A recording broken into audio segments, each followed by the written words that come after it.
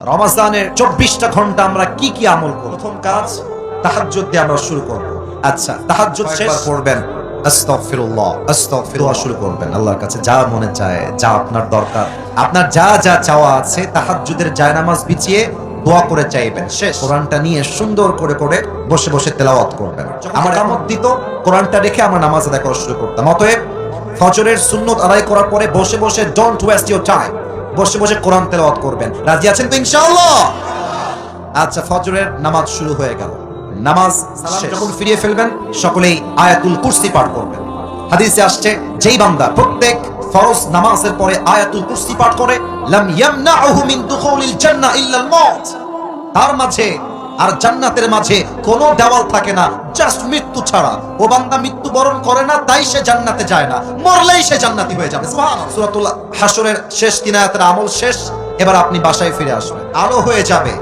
আপনারা সবাই ইশরাকের নামাজ পড়বেন। এর লাভ কি?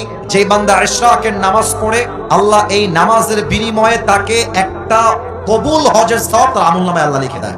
কাজ শুরু হয়ে যাবে, শেষ হয়ে যাবে। জোহরের আজান দিয়ে দিয়েছে, আজান যখন শুরু হয়ে যাবে আপনার প্রথম আমল হবে আজানের উত্তর দেওয়া।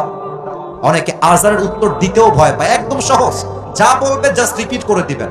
যদি আপনি আজানের উত্তর দেন প্রত্যেক ওয়াক্তে, আল্লাহর হাবিব বলেছেন আজানের উত্তর যেই বান্দা দেয় আমি আল্লাহর হাবিব তাকে জান্নাতে যাওয়ার জন্য আল্লাহর কাছে সুপারিশ করবো। সুবহানাল্লাহ বলেন। আসরের নামাজ পড়ে বাহিরে বের হবে না। তোমাদের পায়ে হাত রেখে আবদার রাখলাম, আসরের পরে প্রত্যেকটা এলাকার মসজিদে তালিম হবে, প্রত্যেক এলাকার মসজিদে কোরআন শিক্ষা হবে, প্রত্যেকটা এলাকার মসজিদে আসরের নামাজের পরে দ্বীনের শিক্ষা হবে, কোরআন শিক্ষা হবে, ওয়াজ হবে, ফজিলতের কথা হবে। আল্লাহর হাবিব বলেছেন যেই বান্দা আসরের নামাজের পরে দ্বীনের চর্চা করে, দ্বীনের প্রশিক্ষণ দেয়, প্রশিক্ষণ নেয়, আল্লাহ তার আমলনামায় কবুল হজের সওয়াব লিখে দেয়। শেষ ইফতারি সামনে রেখে 2 হাত তুলবেন মুনাজাতের জন্য। আল্লাহর হাবিব বলেছেন ইফতারি সামনে রেখে যেই বান্দা আল্লাহর কাছে কোনো কিছু চায় আল্লাহ তার প্রত্যেকটা চাওয়াকেই কবুল করে নেয়। সুবহানাল্লাহ। আর ইফতারি যখন করবেন, এটা মুরব্বীদের বাজে স্বভাব, আমাদেরও বাজে স্বভাব, প্রথমেই শুরু করি পানি দিয়ে। আরে সেই তৃষ্ণা, সুন্নতি খাবার হবে খেজুর। বলেন সবাই নাম কি? একদম সুন্নত অনুযায়ী হালকা খাবেন। মাগরিবের নামাজের পরে কোরআন তেলাওয়াত করবেন, জিকির আজকার করবেন, আয়াতুল কুরসি পাঠ করবেন। এশার নামাজে যাবেন, এশার সুন্নত পড়বেন, তারাবির নামাজ পড়বেন।